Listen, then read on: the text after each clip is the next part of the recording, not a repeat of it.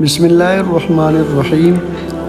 تمام ناظرین کو اسلامی سبق آموز چینل میں خوش آمدید اور خلوص برا السلام علیکم ورحمۃ اللہ وبرکاتہ۔ فرعون اور فرعونیوں کے ارادے جب اس شخص کی زبانی آپ کو معلوم ہو گئے تو آپ علیہ الصلاۃ والسلام وہاں سے تنہا چھپ چاپ نکل کھڑے ہوئے۔ چونکہ اس سے پہلے کی زندگی کے ایام آپ علیہ السلام کے شہزادوں کی طرح گزرے تھے، سفر بہت کھڑا معلوم ہوا، لیکن خوف و ہراس کے ساتھ ادھر ادھر دیکھتے سیدھے چلے جا رہے تھے اور خدا تعالیٰ سے دعا مانگتے جاتے تھے کہ خدایا مجھے ان ظالموں سے یعنی فرعون اور فرعونیوں سے نجات دے دے۔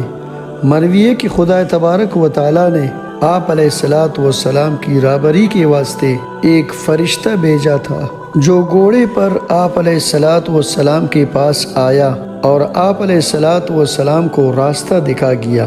واللہ اعلم وعلمہ اتم۔ تھوڑی دیر میں آپ جنگلوں اور بیابانوں سے نکل کر مدین کے راستے پر پہنچ گئے تو خوش ہوئے اور فرمانے لگے کہ مجھے ذات باری تعالیٰ سے امید ہے کہ وہ راہ راست پر ہی لے جائے گا۔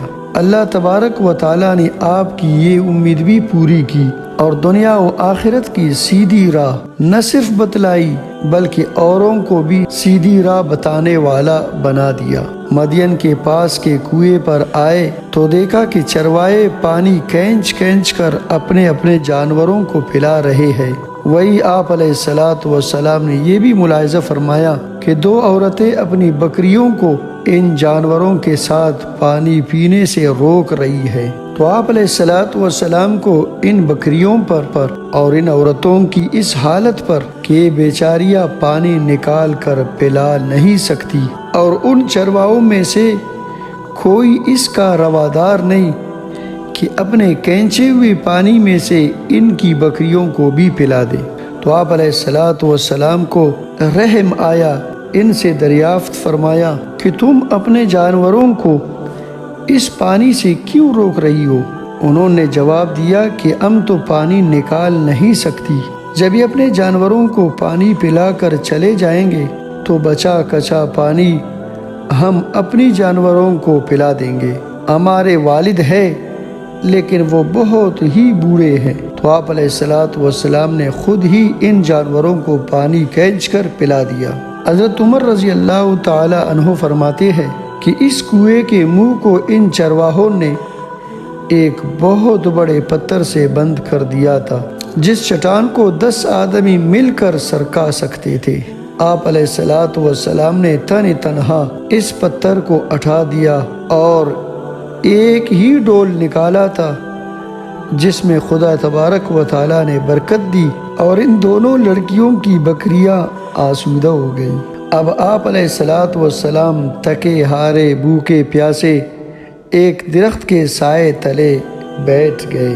مصر سے مدین تک پیدل بھاگے دوڑے آئے تھے، پیروں میں چھالے پڑ گئے تھے، کھانے کو کچھ پاس نہیں تھا، درختوں کے پتے اور گھاس پھوس کھاتے رہے تھے، پیٹ سے لگ رہا تھا اور گھاس کا سبز رنگ باہر سے نظر آ رہا تھا۔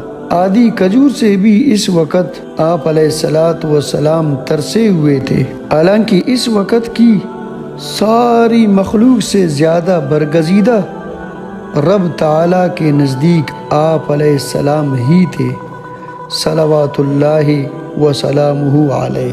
حضرت ابن مسعود رضی اللہ تعالی عنہ فرماتے ہیں کہ 2 رات کا سفر کر کے میں مدین گیا اور وہاں کے لوگوں سے اس درخت کا پتا پوچھا جس کے نیچے خدا کے کلیم علیہ الصلاۃ والسلام نے سہارا لیا تھا۔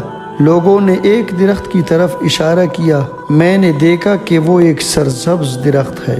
میرا جانور بھوکا تھا، اس نے اس میں منہ ڈالا، پتے منہ میں لے کر بڑی دیر تک بدقت چباتا رہا، لیکن آخر اس نے نکال ڈالے۔ میں نے کلیم خدا کے لیے دعا کی اور وہاں سے واپس لوٹ آیا۔ اور روایت میں ہے کہ آپ علیہ الصلاۃ والسلام اس درخت کو دیکھنے کو گئے تھے جس سے خدا تعالیٰ نے آپ سے باتیں کی تھی، جیسے کہ آگے آ رہا ہے انشاءاللہ۔ سدی فرماتے ہیں کہ یہ ببول کا درخت تھا۔ الغرض اس درخت سائے تلے بیٹھ کر آپ علیہ السلام نے خدا تعالیٰ سے دعا کی کہ اے ربا، میں تیری احسانوں کا محتاج ہوں۔ عطا کا قول ہے کہ اس عورت نے بھی آپ کی دعا سنی تھی۔